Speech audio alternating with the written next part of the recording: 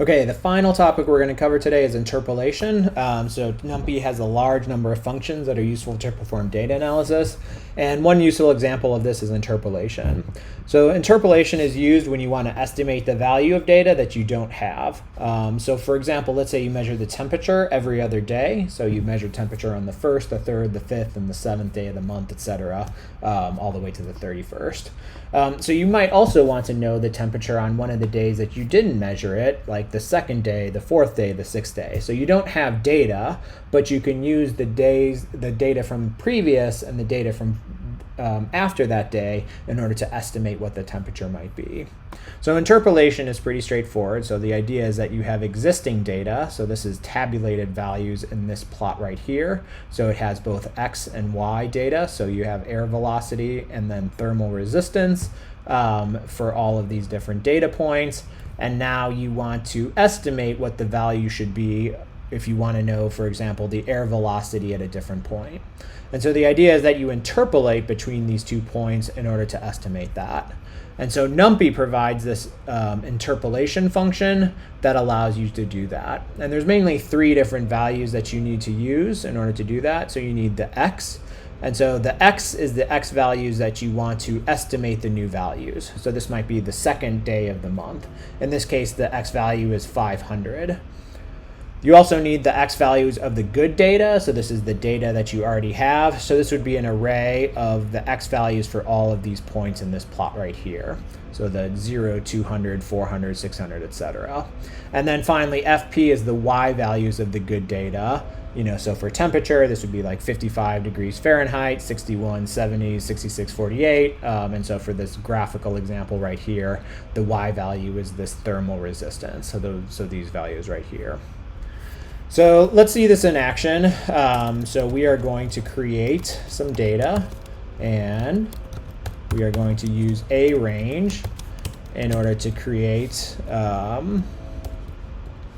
just a set of 10 values between 0 and 1 every 0.1. So we have this set of X values, 0, 0.1, 0.2, 0.3, and our Y values we're going to create just by taking the sign of that. So we use numpy.sign, and this function can take in an array, and it returns an array where we've taken the sign of every single X value within here. So we have X data, we have Y data, and so now we can use this in order to estimate, values, intermediate values. So, if we wanted to know the value at 0.55, we could just take the sign of 0.55, but we can also estimate this using these 2 arrays. And so let's see an example of that. So our X value in this case is the values of where we want to estimate the new value. So we want to know what the sign of 0.55 is. And then our good data is the set of 10 X points, the set of 10 Y points.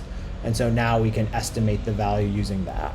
So you see these 2 numbers aren't exactly the same. So interpolation doesn't give you the exact correct answer. It's only useful for estimating values. And you can also definitely send it multiple values at the same time. So if you wanted to send it, an array of 3 different values, you can do that. And so now we have the interpolated values for these 3 different points. So that's an example of using interpolation to estimate new values. And it's also very useful to estimate bad data. So we talked before about using numpy_nan in order to mask bad data or to indicate where we have bad data. So let's kind of fake that by setting a few of these values equal to nan. And so now we have this X and this Y array. The X values, there's 10 values of X. And then the Y value, there's 10 values, but 2 of them are equal to numpy_nan. So we might want to estimate what the value of these are by interpolating between the left and the rightmost point. And so how do you do that? So it's pretty straightforward. you have to just remember how to use kind of like these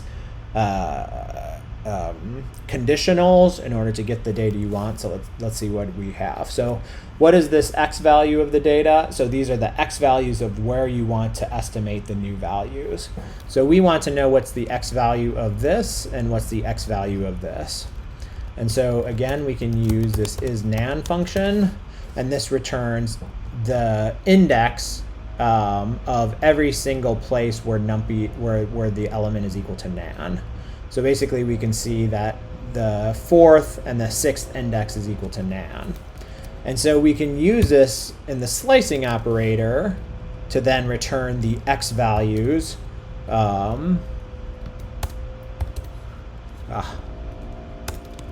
The x values of all of the places where y is equal to nan. So this right here, this represents what we want to send in the first argument of the interpolation function. And then we want the x values of all the good data. So we don't want to send it all of these x values because some of these have bad data. So we want to filter out the bad data. And so now, just to remind you, we can use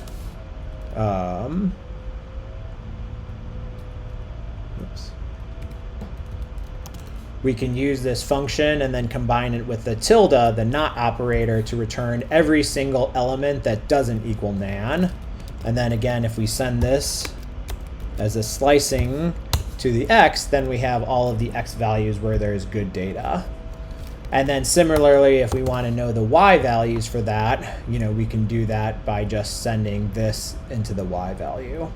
So you're probably going to have to think about this and kind of go through this a couple times before it really makes sense. But this is you need to get comfortable with this, because this is kind of like how you often kind of like modify NumPy arrays. So the last thing that we need to do is interpolate those points. So we just sent it, those 3 things that I showed you before. And so now we got the interpolated values at those 2 positions. And so if we wanted to modify the y values, we just return the values where it's equal to nan, and then set it equal to the interpolation values.